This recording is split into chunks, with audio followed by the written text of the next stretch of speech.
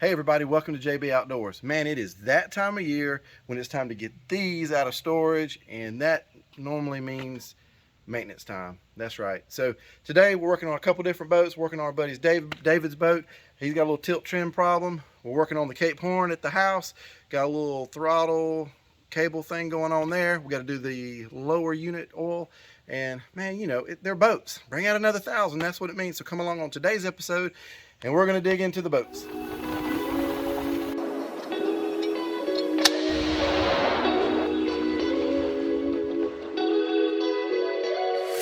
JB Outdoors.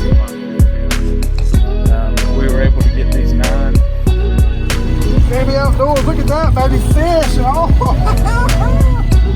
You will mix up your product until you get to that point. It's time to go outside with JB Outdoors. All right, so first things first, we're helping our buddy David. We got the Tahoe working on this lower unit. Come check this out. So everything looks good under here. It just don't move. So we're going to get in here. We're going to check the switch. We're going to make sure we got voltage coming to the relays. Going to make sure it's got fluid in it because that's important too. So we're going to jump in the boat and tackle this thing. First thing I do here is check the rocker switch myself to verify we're not working. I look in the engine compartment and locate the tilt trim motor, and I'm looking for the wire harness leading to that. I know there's got to be a fuse somewhere here, and there is. It's a 15 amp blade fuse, and I check that with my voltmeter to make sure we got good continuity there.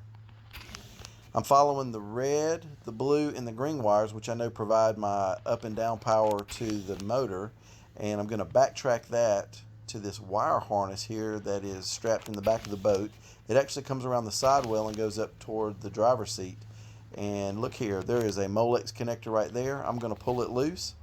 This side right here goes to the switch up front. We'll check that with the meter for continuity. This part of the connector here goes straight to the motor, so I'm going to jump that out and see if the pump works. Pump seems to work, so I think we're in good shape. Might have just been a bad connection. Now, jumping in and out of the boat grabbing tools, we notice here on David's trailer that tires are not looking too good. Always keep an eye out when you're doing maintenance because you're going to run across things on your boat that you might not have been focused on. We got some tread wear here, so definitely need to get that resolved before we get back on the road and break down. We get those new tires on, man, they look good. So hopefully that'll save David some issues when he's actually going down the road soon. Brand new tires. All right, so we found out a little credit connection between the Molex connector coming from the throttle control all the way down to the motor where the harness and the pump connect together. So I think David's running. Man, this thing is going up and down. It looks fantastic. So off to the Cape Horn. All right, so we got our buddy David's boat going, got his Tahoe running, got him back on the water, so now it's time to work on our boat, got to get the Cape Horn going. Just some annual maintenance and then some things that we found when we were walking through, as we showed before with the tires on David's trailer. It's just always good when you're doing maintenance, just keep your eye open for things that you see that could potentially cause you catastrophic problems when you're not really prepared for it. I mean, it's really frustrating to be on the dock, on the water, with your friends, with the fishing gear and the ice and the boat and the gas and ready to go, and you got mechanical problems. Just leads to bad time. All right, so we're going to work today on changing the oil in the lower unit. There's 2 screws. You got a top screw here, and then right down here at the lower part of the foot, you got a screw there. And the bottom of that screw actually has a little magnet on the bottom, so take notice. That's where your shavings will be if you've got any. After the oil's drained, I like to put it in a clear container to make sure that it does look solid black, just like oil. Want to make sure there's no contaminants in here. Should there be contaminants like water, you'd see cloudy, clear, and then that's a sign that that oil seal in the lower unit's gone, and that needs to be fixed before catastrophic failure. So now it's time to add our gear oil back in the bottom here. This little lower end unit gear pump is the trick. It actually slips into the bottle of oil. It's got a little hand pump on top, and it goes down to this little threaded fitting, which actually threads in where you remove that screw, and it allows you to pump the oil in from the bottom up to the top of the unit to make sure that there is no air pockets. All right, as we're doing our inspection, as we mentioned earlier, we've got a problem. See this right here? This is the throttle cable, and as you can see, it's roached out pretty good, and it's going to need to be replaced. What we're going to do is pull 2 screws right here. This is where all our cables and whatnot go through into the motor pan. We're going to find that. There is a clip here that we need to remove.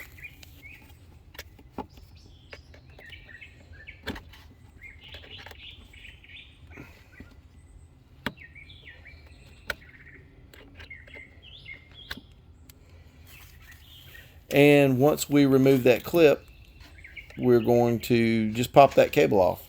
Pretty simple.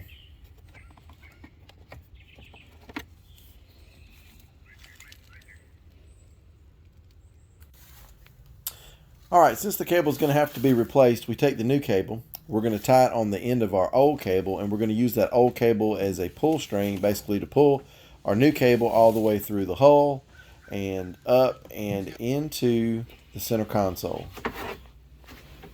And luckily we had no issues getting that pulled through. Now I'm going to go ahead and just take the throttle cable on the motor side. I'm going to go ahead and secure it and lock it in place. On the end of this throttle cable, it's threaded, and we're going to thread on the cable joint connector, which is a black connector, and it's got threads in it. And I'm going to actually thread this clip on all the way down until this clip, the hole in the clip, lines up with the stud that is on the throttle control.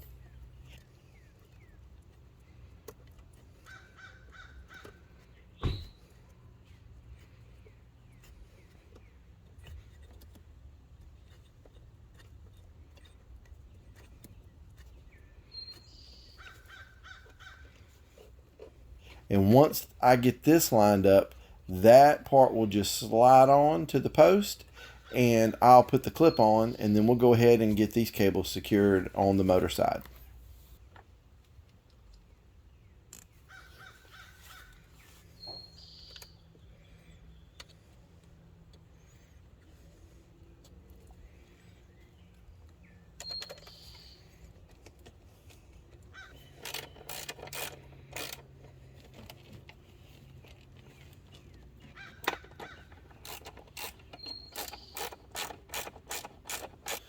Alright, now it's time to work on the cables at the point where it connects to the remote control box on the 704 controller. There's 4 nuts you got to remove here on the back of this. Once we remove those, all we should have to do is pull it through the console, and we should be able to gain access to those cables. When we actually pull this loose, we did find out that most of these screws on this thing are roached and rotted, and we had to actually drill some of these screws.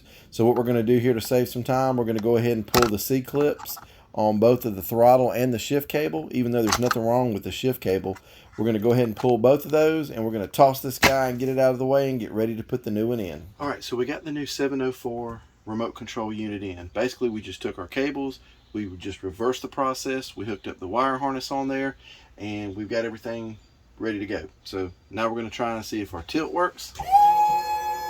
Up is up, down is down, that's good. And we'll see if our shift lever works up. There's our throttle, and it'll be shift down into reverse and throttle down.